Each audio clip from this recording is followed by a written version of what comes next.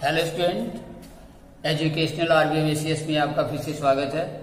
हम ईश्वर से हमेशा प्रार्थना करते हैं कि आप लोग सफलता प्राप्त करें, आपकी मनोकामना पूर्ण हो, और इसके लिए हम लगातार प्रयासरत हैं। यहाँ पर जो भी वीडियो आप लोगों के लिए प्रोवाइड किए जा रहे हैं, हम आशा करते हैं कि वे सभी आप लोगों के लिए वरदान साबित होंगे और उससे आप लोगों को कामयाबी प्राप्त होगी।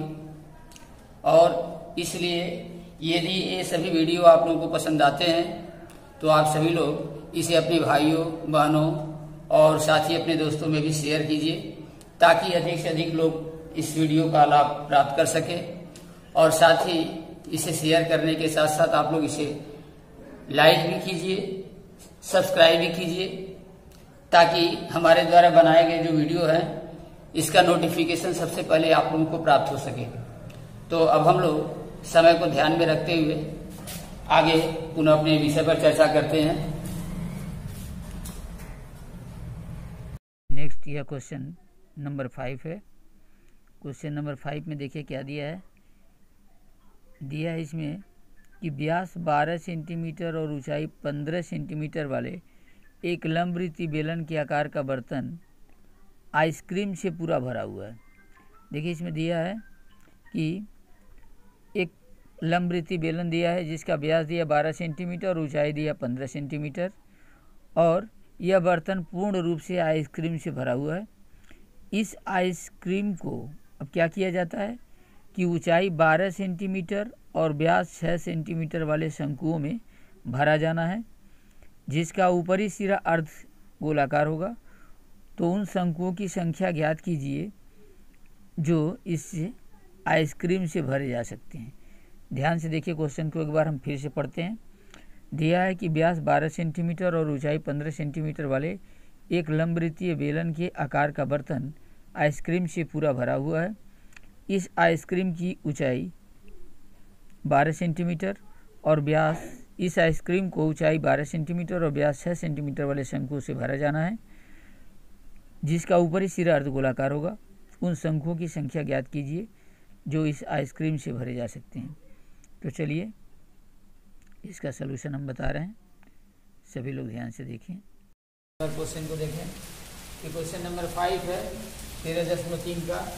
इसमें दिया है कि एक ऐसे बेलनाकार बर्तन है जिसका व्यास मतलब आधार और ऊपरी सिरे वाला ये जो व्यास दिया 12 सेंटीमीटर है, और इसकी ऊंचाई कितनी दी गई है 15 सेंटीमीटर। इसकी ऊंचाई है 15 सेंटीमीटर और आधार का व्यास है 12 सेंटीमीटर, और ये पूरा आइसक्रीम से भरा हुआ है। ठीक है, अब क्या किया जाता है, इस आइसक्रीम को जो बड़े वाले बर्तन में, इस आइसक्रीम को एक शंकुनुमा, ये बर्तन है जैसे कि शंकु की तरह से, इसकी ऊंचाई है 12 सेंटीमीटर और इसका व्यास है 6 सेंटीमीटर, और ऊपर जो अर्धगोले से इस शंकु रूपी बर्तन में इस आइसक्रीम को क्या किया जाता है, इसमें भरा जाता है। तो कह रहा है कि इस तरह से इसमें से ऐसे कितने शंकु जो है भरे जा सकते हैं, हमको ज्ञात करना है। तो हम क्या करेंगे, सबसे पहले इस बड़े वाला जो बर्तन दिया है सबसे पहले हम इसका आयतन ज्ञात करेंगे। तो लिखेंगे क्योंकि बेलन का, अच्छा इसको कह सकते हैं लंबवृत्तीय बेलन, तो बेलन का व्यास हमें दिया है, बेलन का व्यास यहाँ पर दिया है 12 सेंटीमीटर। ठीक है, इसलिए बेलन की त्रिज्या निकालेंगे। बेलन की त्रिज्या, व्यास दिया गया है तो त्रिज्या निकाल लेंगे। त्रिज्या क्या होगा, जितना व्यास होता है उसका आधा। ठीक है, व्यास में 2 का भाग दे देंगे तो क्या मालूम हो जाती है, त्रिज्या मालूम हो जाती है। तो 2 से भाग देंगे तो 2 छक्के 12, यानी हो गया हमारा 6 सेंटीमीटर इसकी त्रिज्या हो गई यहाँ से। तो ऊंचाई है 15 वाला और ये हमारी त्रिज्या हो गई। जैसे पूरा 12 था तो ये आधी दूरी यहाँ से लेके यहाँ तक क्या है, त्रिज्या है। यही हमारा आर है यहाँ से यहाँ तक। ठीक, अब यहाँ लिखेंगे बेलन की ऊंचाई, बेलन की ऊंचाई देखिए बेलन की ऊंचाई दिया है, h बराबर दिया है 15 सेंटीमीटर, ये ऊंचाई दी है 15 सेंटीमीटर। तो निकालेंगे बेलन का आयतन। बेलन का आयतन, तो बेलन के आयतन का फार्मूला होता है पाई आर स्क्वायर। सबसे पहले तो इसमें फार्मूला जरूरी है, ठीक है। गणित में सवाल को हल करने के लिए फार्मूला जो है सबसे जरूरी है। यहाँ बेलन के बारे में हम निकालते हैं। बेलन की त्रिज्या और ऊंचाई दी गई है, तो बेलन के आयतन का फार्मूला होता है पाई आर स्क्वायर एच। अभी अपन मान रखेंगे, तो देखिए पाई को अभी हम वैसे ही रहने दे रहे हैं, और आर स्क्वायर है, तो आर देखिए यहाँ पर 6 लिखे हैं, तो 6 का स्क्वायर हो जाएगा, और एच का मान यहाँ दिया है 15। तो इतना जो है सेंटीमीटर का क्यूब जो है इस पूरे इस बेलन का आयतन, मतलब इस लंबवृत्तीय बेलन में इतना घन सेंटीमीटर आइसक्रीम भरा हुआ है। ये आइसक्रीम का आयतन है। जो बेलन का आयतन निकाले हैं वही आइसक्रीम का भी आयतन है। अब हम एक शंकु में कितना आइसक्रीम आ रहा है ये निकालेंगे। तो हम लिखेंगे, क्योंकि शंकु की ऊंचाई दी गई है 12, शंकु की ऊंचाई इसको h1 मान लेते हैं, ये बराबर दिया 12 सेंटीमीटर शंकु की ऊंचाई, और शंकु की त्रिज्या, शंकु की त्रिज्या इसको r1 मान लेते हैं, इसको मान लेते हैं 6 का आधा होगा, क्योंकि ये व्यास दिया है 6 सेंटीमीटर क्या है शंकु का व्यास है, तो त्रिज्या इसका आधा होगा 6/2, यानी कितना हो गया 3 सेंटीमीटर ये शंकु की त्रिज्या हो गई, ठीक है। इसलिए शंकु का आयतन निकालेंगे।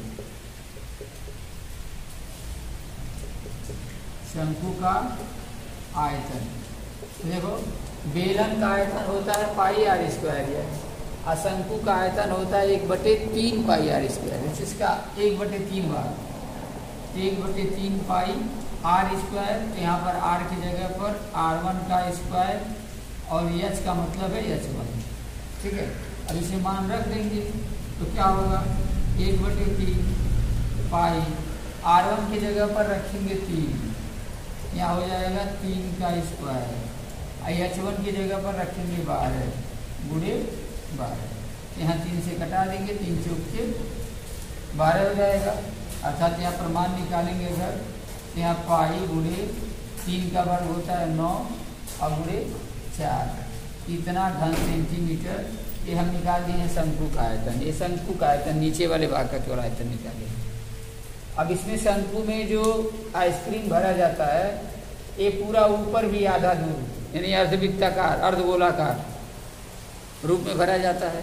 तो अर्धगोले का आयतन निकालेंगे।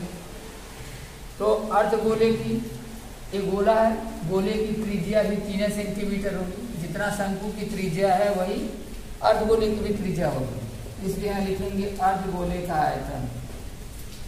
अर्धगोले का आयतन, तो अर्धगोले का आयतन क्या होता है, पूरे गोले का आयतन होता है 4/3 पाई आर क्यूब।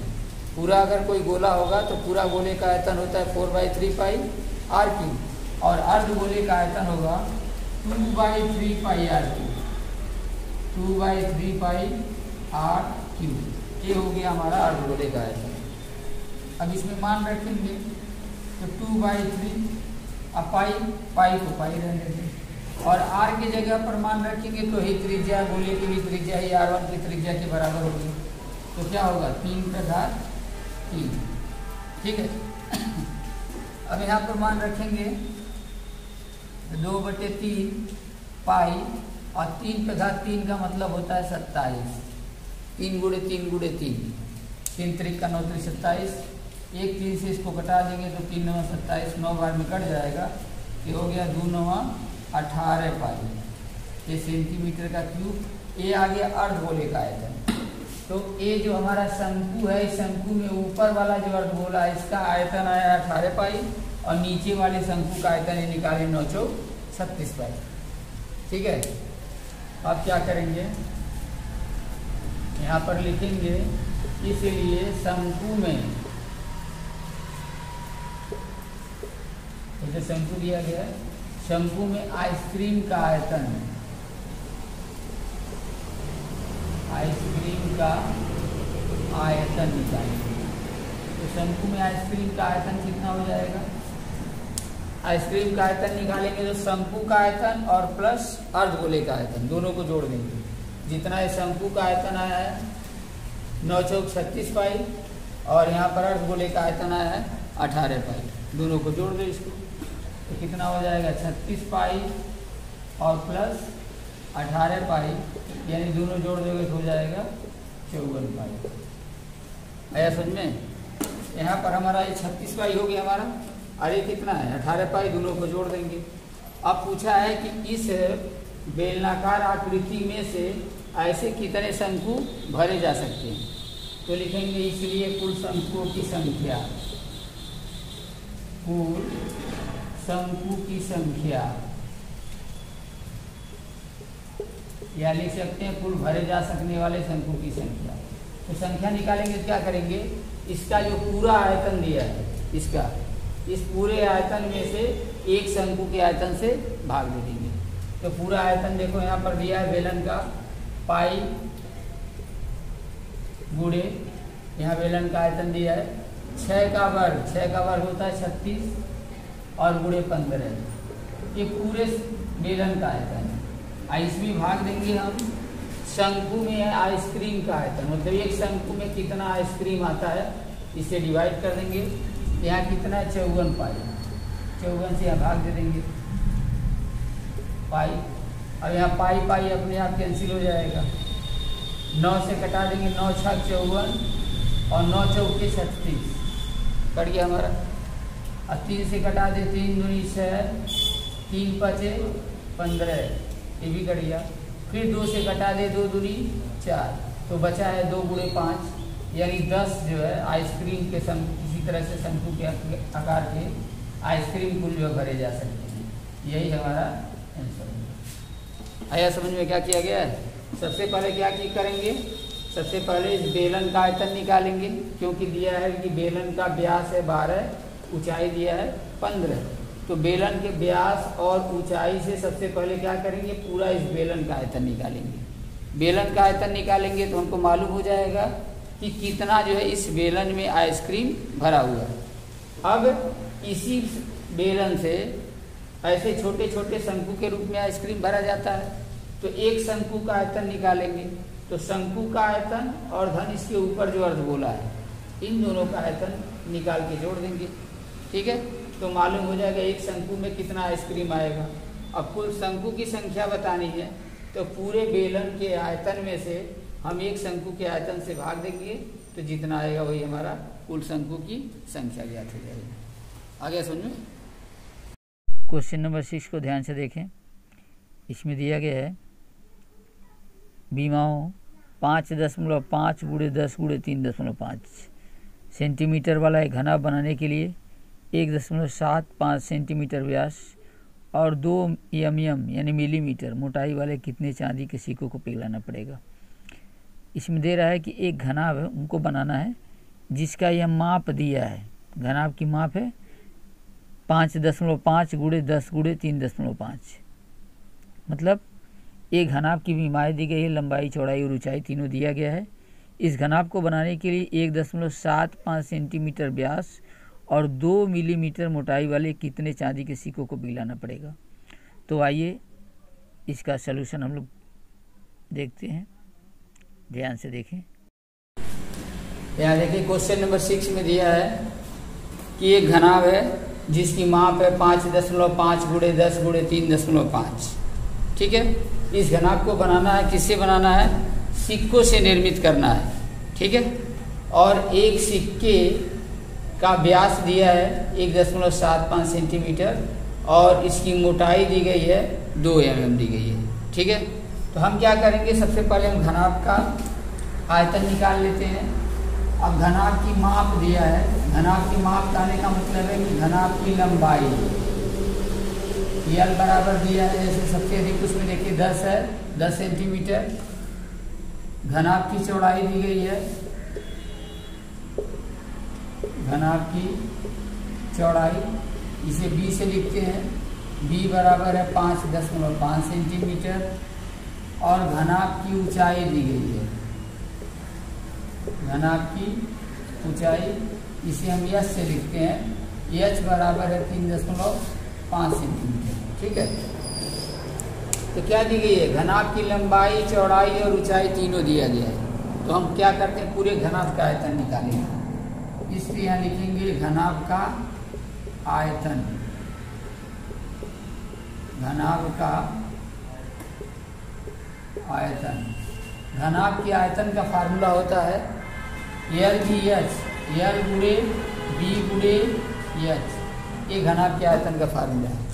तीनों गुणा कर दें तो क्या होगा, 10 गुणे 5.5 गुणे 3.5, इतना सेंटीमीटर का क्यूब, ये हो गया घनाभ का आयतन। गुणा नहीं करेंगे, इसे छोड़ देते, बाद में घटाने में सुविधा होगी। तो ये घनाभ का आयतन हम निकाल लिए। ठीक है, अब क्या करते हैं, सिक्के के बारे में निकालते हैं। तो लिखेंगे एक सिक्के का व्यास,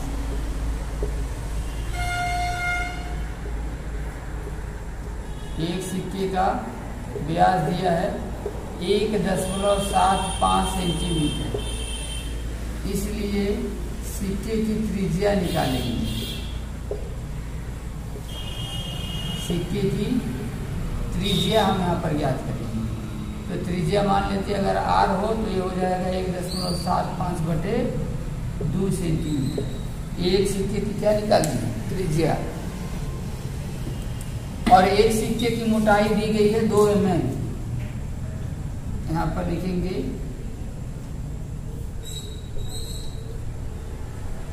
एक सिक्के की मोटाई, अगर हम इसको h मान लें, ये बराबर दिया है 2 mm।